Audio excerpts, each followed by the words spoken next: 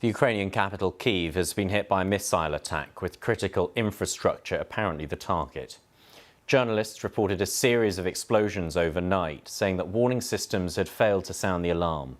The mayor of Kyiv, Vitaly Klitschko, urged people to take shelter and said that missile debris had fallen in the west of the city. Our Ukraine correspondent James Waterhouse has more from Kyiv.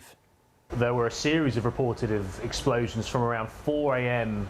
this morning. Concerningly, the sirens didn't sound for a couple of hours, but what we are being told is that missiles have struck in the eastern flank of the city, and the authorities are saying that infrastructure has been hit. We don't know where, and we don't know what. Now, Kyiv and so many cities around Ukraine are used to threats from the sky. At the moment, we don't know where this current threat is coming from. It can sometimes be missile strikes from the Caspian Sea.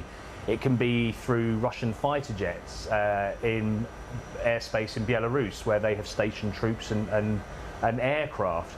We just don't know at this stage. But even if, the city's air defense systems are fairly effective, but not completely effective, so missiles can get through. And even if missiles are intercepted, the falling debris poses a real threat as well. So we, like the rest of the city, will stay down here and wait to hear more.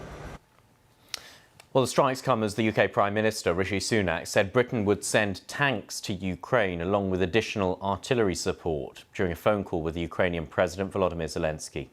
For more on that, here's our political correspondent, David Wallace-Lockhart. The two leaders have spoken this morning, and we've got a readout from Downing Street with a spokesperson saying that they spoke about the successive Ukrainian victories they'd been and agreed that now was the time to seize the moment with an acceleration of global military and diplomatic support to Ukraine.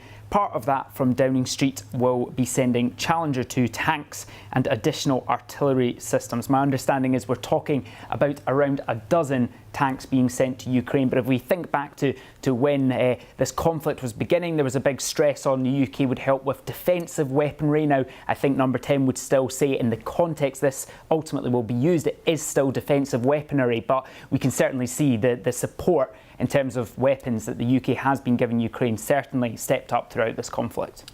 And will this latest tranche of weaponry make any significant or material difference to the direction of the war actually on the ground? I think in isolation, the honest answer to that would have to be probably no. These are 12 tanks we think we're talking about. Ukraine are talking about the need for 300 tanks. But where this could be significant is the UK is now the first NATO country to pledge that it will give tanks to Ukraine. European countries like Poland would like to, but there's a slight complexity around their German-made tanks, and Germany has to sign off on that. There's going to be a meeting of European defence ministers this coming week where there could be important implications there. The US, of course, another country that people will be looking at with interest to see what they do next. I think the significance of this will all be about the message this sends from the UK, and perhaps other countries then having to consider whether or not they're willing to make a similar contribution, which of course could then perhaps start to change things, or at least start to creep towards that 300 number that Ukraine says they need. Just to pick up on something you said earlier, the UK will be probably framing this in terms of it being provided as defensive equipment.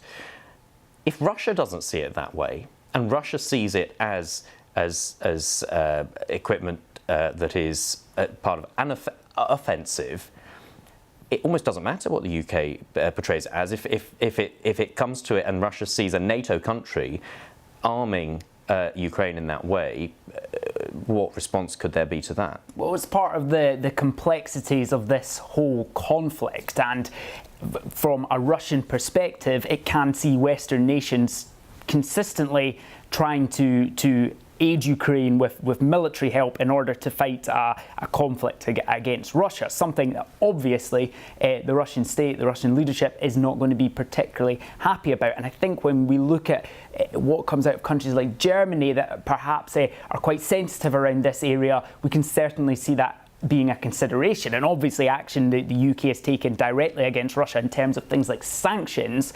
Certainly the UK is not pulling its punches on who would like to see win this conflict, but certainly with this development, I think you'd have to watch with interest about how Russia will perceive it. It's David Wallace-Lockhart there.